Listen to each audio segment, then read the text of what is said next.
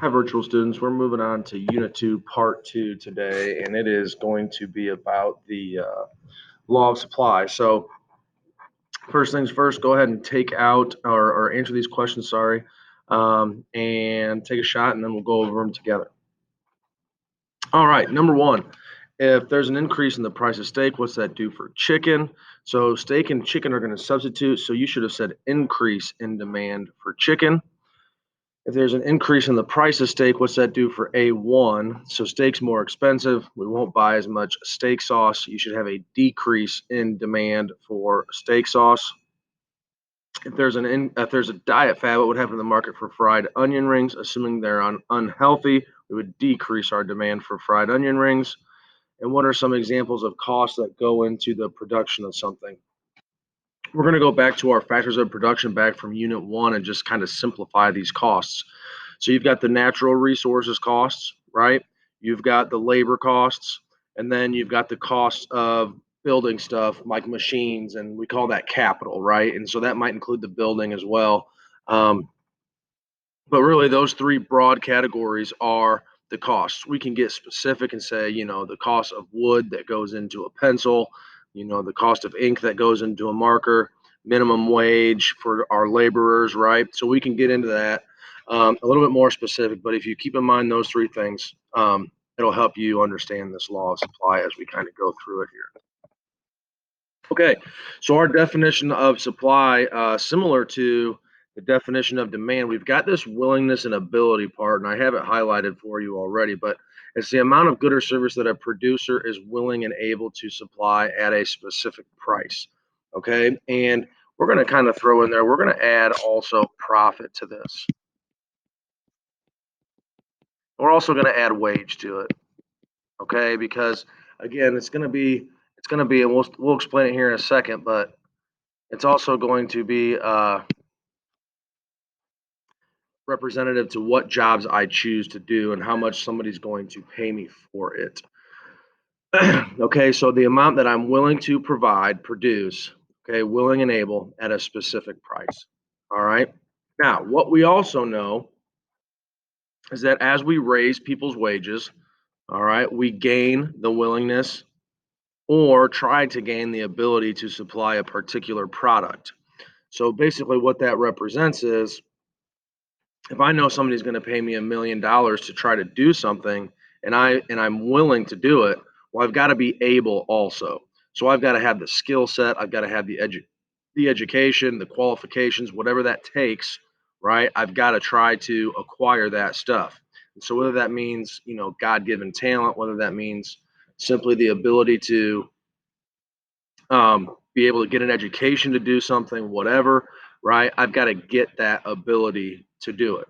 Okay, there's some things that, we're not able to do. Not everybody can make the NBA, right? They don't have the God given skill set, height, whatever, to be able to do that, right?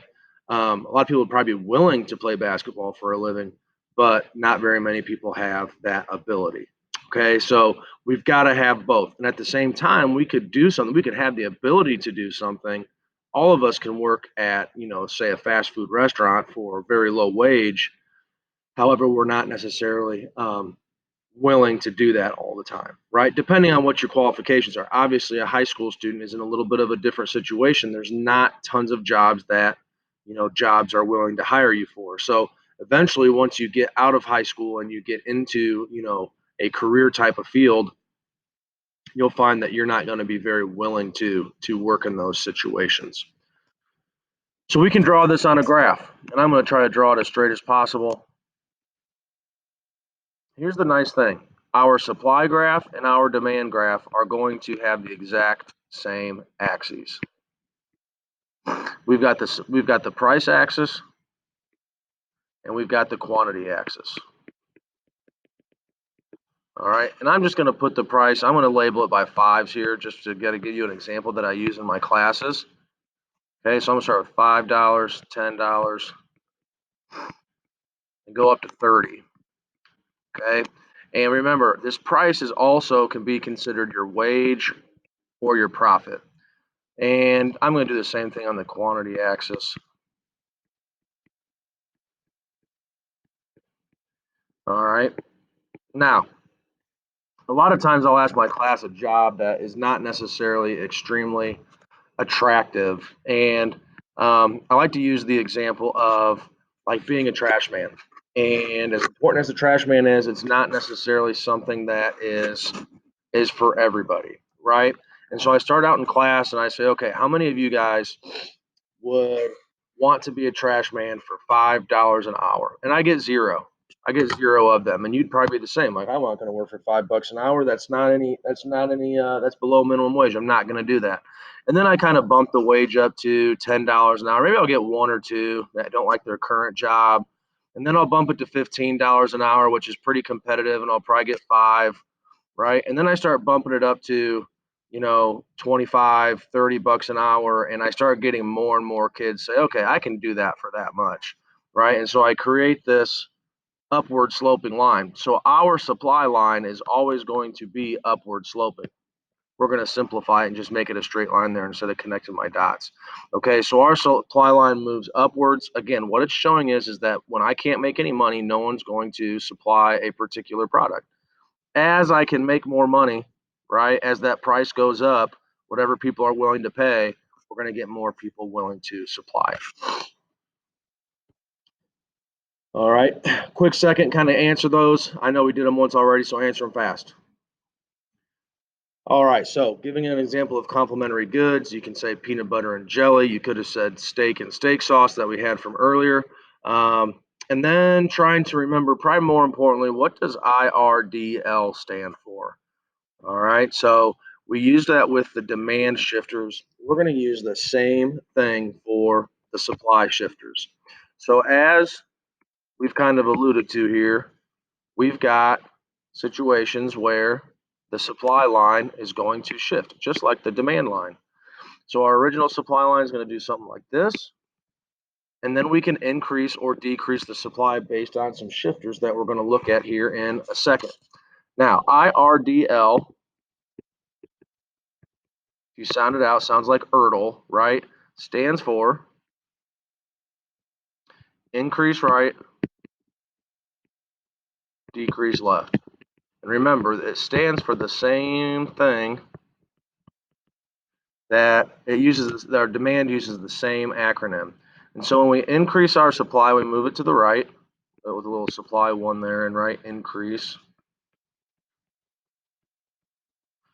And then when we decrease our supply, we're going to move it to the left. And shifting these again, just to probably repeat myself, is going to make a whole lot more sense once we get the supply and the demand on the same graph together. And there's going to create an intersecting point.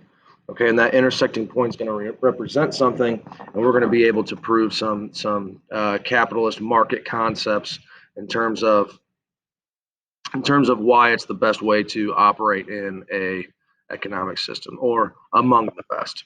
All right, so let's talk about these shifts in supply as we continue to fill out those notes.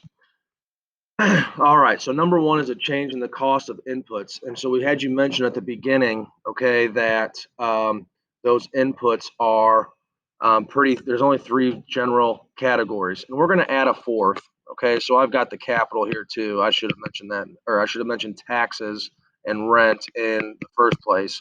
Okay, but we do have some potential taxes. That's not necessarily something we put into a business. It's something we got to take into account. So we're going to add that to our three other factors of production there. I've also kind of mentioned for you to be able to understand, um, for a business to make a profit, there's only two variables. They've got their revenue, which is the amount of money that they bring in, right? So however much stuff they sell times the price, whatever, that's going to be their revenue. And they've also got costs. And those are the only two things that really affect their profit. And so these are all things that go into costs, okay? Costs of operation. And to increase my profit, there's only two things I can do. I can increase my revenue, or I can decrease my costs. That's all I can do. Now I can get creative on how I do that, and there's all sorts of different costs I can reduce, right? But that's really the only way. And so when we see a decrease in costs, we're going to see a shift to the right of our supply curve. Okay, it's going to take some practice. You don't need these memorized by any stretch at this point. All right, but that's kind of where we are headed. And you'll see most of these shifters are going to relate to those shifts in the cost of um, production. We could also change the number of producers, more producers to the right, fewer producers to the left. And again, what we're going to eventually try to find is we're going to try to find the price that companies have to charge or that people are willing to accept. It's going to be a mix of certain products. Okay. And so we're trying to predict that and we're going to prove a little bit of common sense with some graphs, but that's eventually where we are headed. We can have some weather phenomenon create situations where we change the supply. So a natural disaster is usually going to decrease the supply. We could also have, super good weather that increases the supply in terms of products as well. We also have changes in technology. Um, as we increase our technology, is kind of the term that you'll hear. We've used it a little bit before. It's going to decrease the cost of inputs. Okay, building machines in the long run is supposed to be cheaper than hiring people. And so when we get an increase in technology, okay, we can shift our supply to the right. You could theoretically have a decrease in supply and technology. I don't think that we give you any of those questions, but a decrease in supply and technology might be, or a decrease in technology might be something like, I don't know, if they banned a certain fertilizer, those types of things. As far as if they eliminated some technology, there aren't too many examples of that throughout general history. Okay, number five is a tricky one. We know how we behave as a consumer, right? And so when we know gas prices are going up tomorrow, we're going to increase our demand today. Well, if I'm going to sell a product and I'm able to predict what's going to happen, think about it with like stock. Think about it with like stocks. Okay, if I know the price of my stock is going up tomorrow, I'm going to decrease my supply of that stock today. Okay, if I know the price is going to go down tomorrow, think Great Depression. That was the big fears. Everybody thought their stocks were going to become worthless, so they increased their supply. They were very, very willing to sell it today, and so this one's kind of tricky because we don't play the role of supplier very much. But also kind of think about what a get grocery store does. They will, if they know the price is going to go down tomorrow. So, for example, if something's going to expire, they're going to lower the price today. They're going to increase their supply today to try to get rid of as much of it as possible. Okay, and the last one is kind of a memorization. When we mentioned the taxes at the beginning, okay, and a change in government policy is either going to be in the form of a tax, all right, if there's a tax that increased the costs of production because the supplier is going to have to pay that tax, and so we're going to decrease our supply, shift it to the left, all right. And a subsidy is the opposite of a tax. That's a situation where the government pays a business to do something. And so that might be in the form of, oh, there's a lot of like green energy type subsidies available for certain businesses today. Um, but either way, it will lower the costs of production and it's going to increase the supply. So it will shift the curve to the right. Those are the six shifters. Remember, okay, if only the price changes, and that one's tricky. We got to practice that one, but we got a little bit of it with the demand curve. If the price only changes, we're not going to shift the supply curve. Just like we went back up here, I gave you the example of like the trash man in my class, right? Okay, and saying, hey, listen, we're going to offer you $5 an hour, zero, $10 an hour, maybe one or two, 15. We get more and more. None of the kids' situation has changed in that 5 minutes, right? Or that 2 minutes that we've been talking about it. And so the supply line stays the same. Now, if I say, hey, listen, if you become a trash man and all of a sudden we're going to decide to give you some scholarship money, now all of a sudden our curve's going to shift to the right. right? So if I can apply, so my situation's changed, right? And so now if I'm going to basically increase those wages more or less, okay, now I'm adding more money to it. Now I'll get, a few people to want to go for $5 an hour, a few more people to go for $10 an hour, whatever that case might be, right? Or if I were to say something like, um, uh, there aren't nearly as many fast food jobs out there.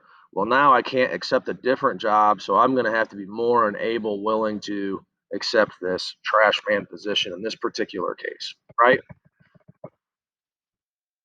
So that's all I have for you guys today. Keep up with the work. Make sure you follow directions. Get those practice problems done that are posted, and keep plugging away on this unit. Okay. Email me with questions, and we will reach out and figure out what you need to do.